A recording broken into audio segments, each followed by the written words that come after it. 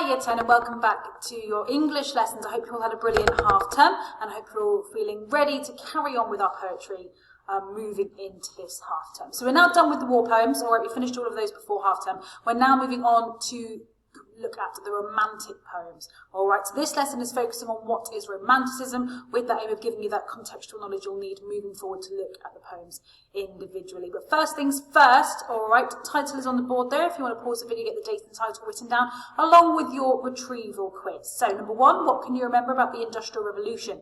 Try and list at least 3 things. Think back to A Christmas Carol. Number 2, what is a dramatic monologue? Look back to your glossary of terminology if you need to. Number 3, which war poem takes the form of a dramatic monologue and why is this significant? Okay, so name the poem and give a reason as to why it's taken that form. Number 4, what effect can the combination of enjambment and caesura have in a poem? Alright, those 2 features have popped up in quite a few poems, alright, and they generally have a very similar effect. And then number 5, what is sibilance? Pause the video, date, title written down, have a go at those 5 questions there, play the video again when you're ready to continue. Okay, going through the answers to these questions then. So, there we are.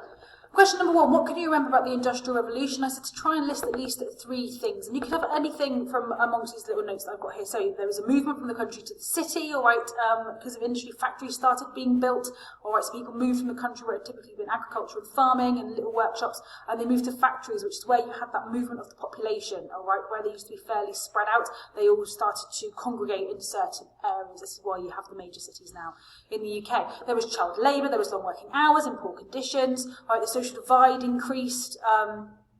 I'd say it was really, really poor working conditions. You had things like workhouses and whatnot for people as well who needed it. Okay, so any of those examples, or if there's something you've put that I've missed, well done, all right there. So I just wanted us to draw back on some knowledge about the Industrial Revolution because we will talk about that as part of Romanticism.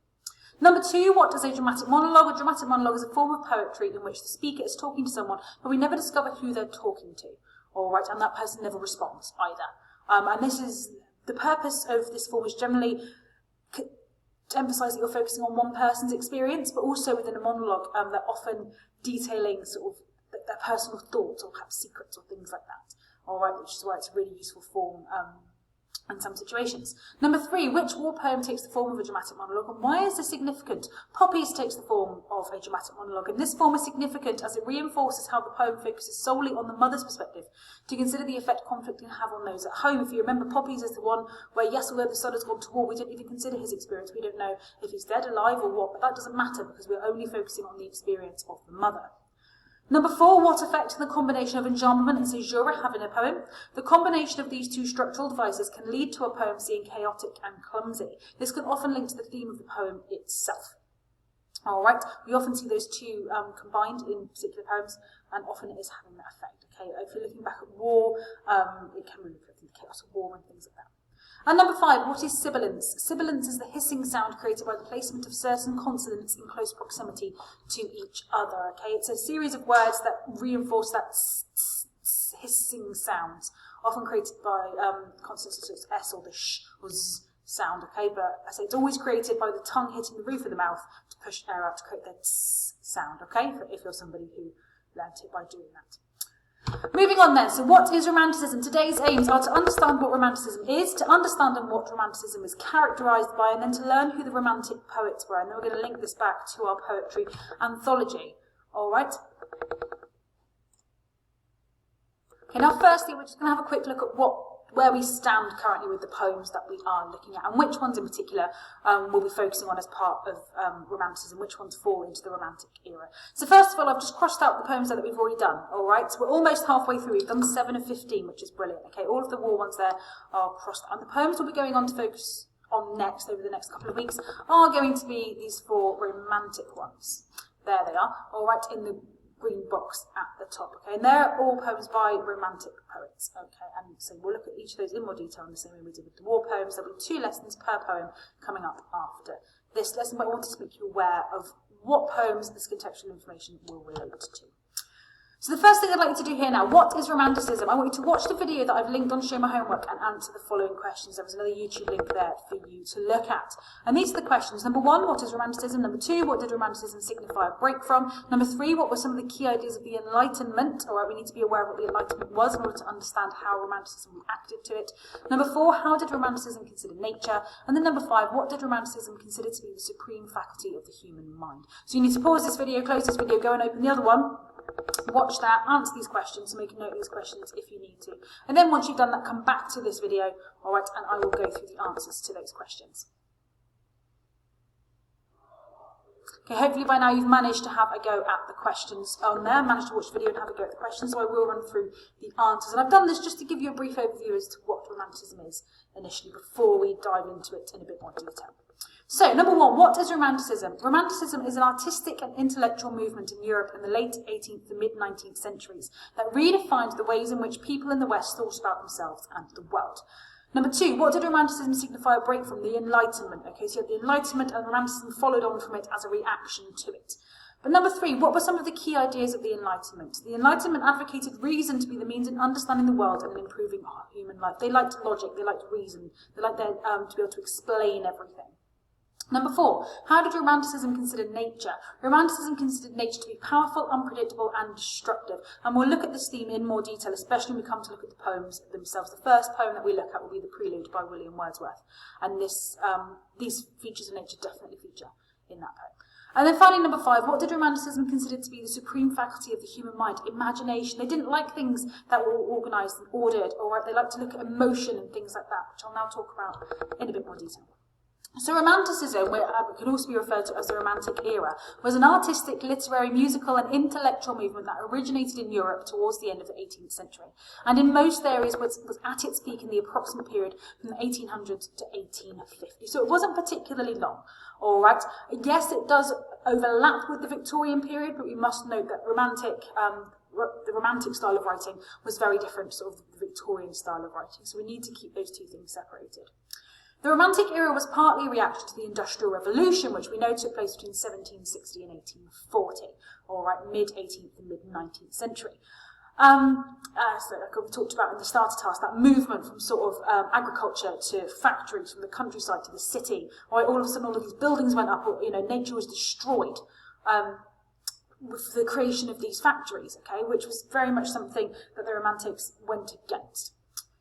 So the Romantic era was partly a reaction to the Industrial Revolution, the aristocratic social and political norms of the Age of Enlightenment, and the scientific rationalisation of nature. Okay, they still wanted to consider nature to be this beautiful, godlike thing, or they very much believe, Romantic poets, that God was present in nature and things like that. They didn't like the fact that science was coming along and just looking at, say, nature for what it is, that is leaf. Not, allowing those emotions and things to come along with it. The Industrial Revolution involved industry becoming more popular, with people moving from small towns to large cities, and large portions of nature was destroyed to make room for factories, like I said. And when we come to do William Blake's London, that will very much become a main theme in there.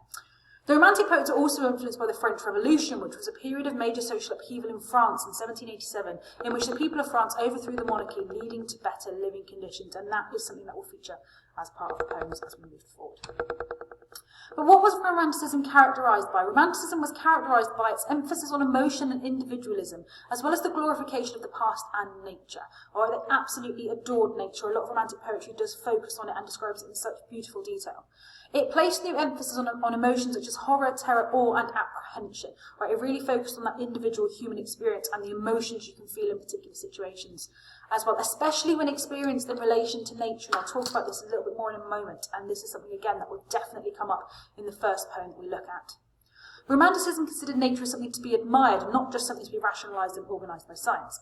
And the destruction of it, especially linking to the Industrial Revolution, they considered as being immoral and wrong. And Romantic poetry often dealt with themes of power, of both man and nature, often pitting them against each other. It dealt with strong emotions and individual experiences. So just a few things to clarify.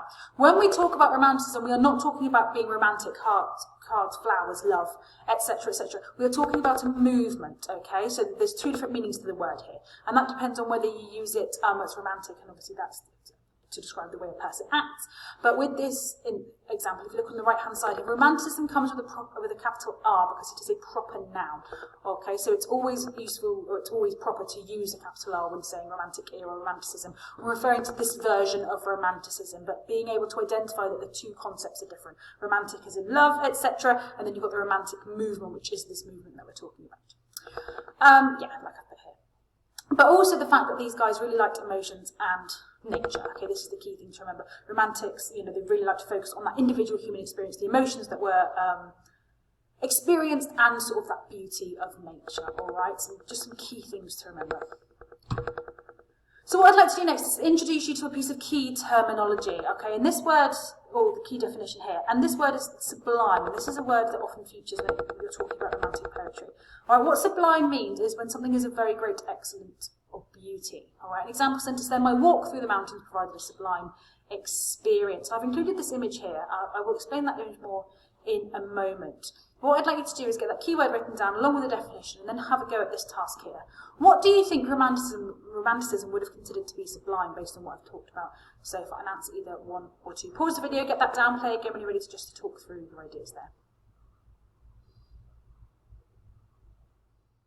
Okay, so having a look at that question there then, what do you think romanticism would have considered to be sublime? And say, based off the information I've told you, I hope that you've picked number 2, nature, as being the correct answer there, okay? They considered nature to be of very great excellence or beauty, not industry. They didn't like industry, okay? But let's talk about the sublime in a bit more detail and why I've included that picture. So the way that the sublime features is, it's firstly acknowledging that the beauty in nature and how beautiful everything is, but it's also being aware of the impact that nature can kind of have. When you have views a little bit like this, and say I've picked this because obviously you've got the really tiny town with the massive mountain landscape surrounding it. And it's just kind of that sensation of there being something bigger than yourself. Okay, nature is, is such a large part of the world. It is so much more powerful in a way than man, okay? Mankind are just kind of, we are inhabitants of the earth, all right, but nature is the earth, so to speak. And this is what it means when somebody's having a sublime experience. It's that feeling when somebody's perhaps stood at the top of a really tall tower, staring out over the landscape, or staring at the top of the mountain, staring at the land around them, or bearing witness to a scene like this, where you suddenly kind of realise, wow, I'm so small in comparison to this, and how amazing, how beautiful. You're in awe of nature, essentially. And this is what it means to have that sublime experience. Not only are you finding it beautiful and wonderful, but it's just that sensation of, wow, I'm so small in comparison. You're just noticing everything else around you. And so that sensation of kind of the power of nature over the power of man is a really strong theme running through these romantic poems. That's why I've included this image, because I do just think it helps to emphasise that feeling, really, all right, of what it might feel like to have a sublime experience. So the last few things for today then. So first of all, I'm going to talk about the Romantic poets, all right? And there were 6 main Romantic poets that were writing, especially during the Romantic era. From the left, you've got William Blake, William Wordsworth, Samuel Taylor Coleridge. They were the 3 who sort of came first, followed on by Percy Bysshe Shelley, married to Mary Shelley, the writer of Frankenstein, John Keats and Lord Byron. And they're just known as the Big 6 when it comes to Romantic poetry. But we'll be looking at poems from at least 3 of these. All right, we'll be looking at a poem, London, by William Blake, The Prelude by William Wordsworth, Ozymandias by Percy Bysshe Shelley, and we'll also be looking at a poem by this man called Robert Browning. Now, he wasn't involved in the Romantic movement initially because he is known more as a Victorian writer. However, the poem of his that we will look at, My Last Duchess, is in the Romantic style, hence why it's included in this group. So then, your final task for today, because I'm aware that I've given you a lot of information and you'll need a chance to kind of sit back and process it. I want you to create a mind map that contains a summary of the information that I have covered today. In your mind map, you should aim to include information that answers these questions. 1, what is Romanticism? 2, when did the Romantic era take place? Number 3, what was Romanticism a reaction to? Number 4, what was Romanticism characterised by? 5, what did Romanticism favour? What did it like? What did Romanticism dislike is number 6. Number 7, what does sublime mean? And explain this in your own words. So I don't just want the definition, I want you to talk about what it might mean to have a sublime experience. Number 8, who are the Big 6 Romantic poets? And number 9, what 4 poems from the anthology are Romantic poets?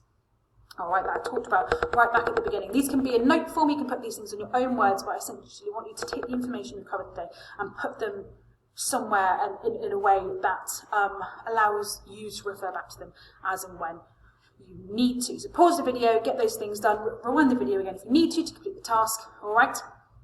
But please do get that mind map completed. It will be really, really useful, especially as we move forward.